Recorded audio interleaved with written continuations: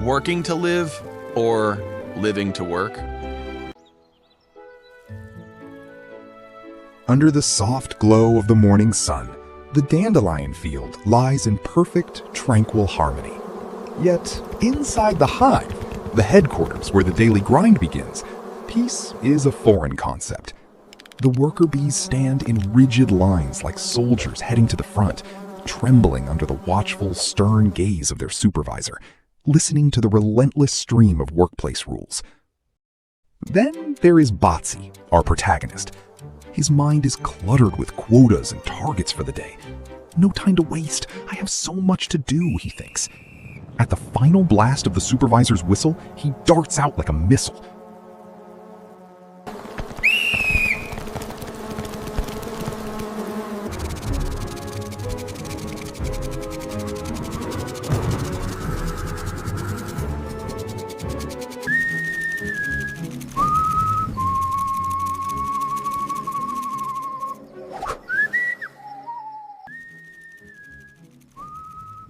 He is so consumed by urgency that he fails to notice the friends waving at him, nor does he pause to savor the gentle morning breeze.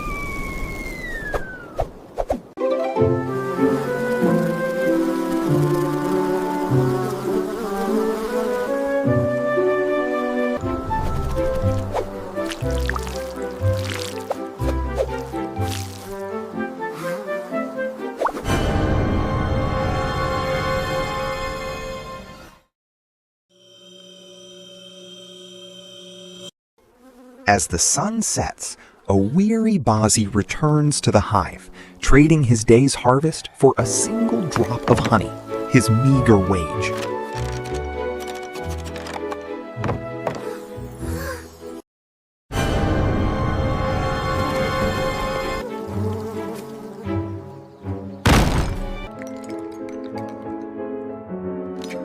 But then he witnesses an elderly worker, unable to meet the quota, being cast out. A cold, suffocating fear grips Bazi's heart. Will I end up like him one day? The anxiety about his future begins to haunt him, stealing his peace. After a restless night filled with worry, Bazi flies out even faster the next morning. But the more anxious one becomes, the more prone they are to mistakes. Startled by a sudden appearance of a giant bird, he swerves in panic, loses control, and plunges to the ground. Crack! His wing is injured. He tries to get up, but he cannot even stand. Stranded and unable to fly, Bazi falls into despair, fearing his life is over if he cannot work. At that moment, Philip, an elderly butterfly who drifts through life with effortless grace, lands beside him.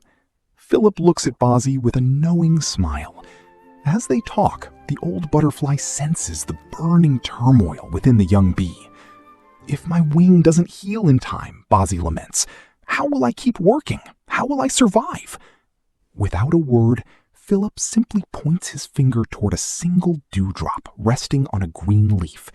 When Bazi looks closely, he is amazed to find that the tiny drop holds the entire blue sky, the brilliant sun, and a vibrant spectrum of a rainbow, a tiny, luminous world of its own. Little bee, Philip asks gently, is it not a waste to spend your days living in such burning anxiety when you have been gifted this life to enjoy? Philip continues, young one, you are so focused on the future that you are missing the beauty of the present. Live in the now. The future is yet to be born, and the past is beyond repair. Worrying about the future and lingering on the past are both in vain.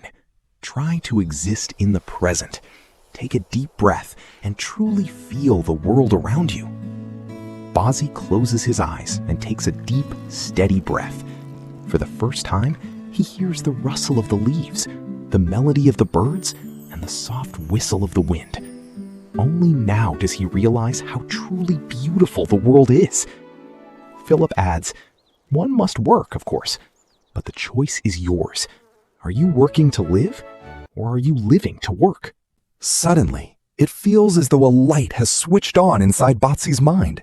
he finds the answer to the riddle that has troubled him for so long. Overjoyed, he bids the wise butterfly farewell and moves on. Now, Botsy's wings have healed. He continues his work, but not with the heavy burden of anxiety as before. He moves with joy, admiring the beauty of every flower and smiling at the world. Anxiety is merely a debt of sorrow paid in advance for a future that has not yet arrived.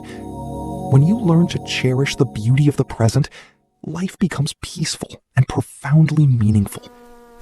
To all of you watching this, ask yourself, are you working to live, or are you living to work?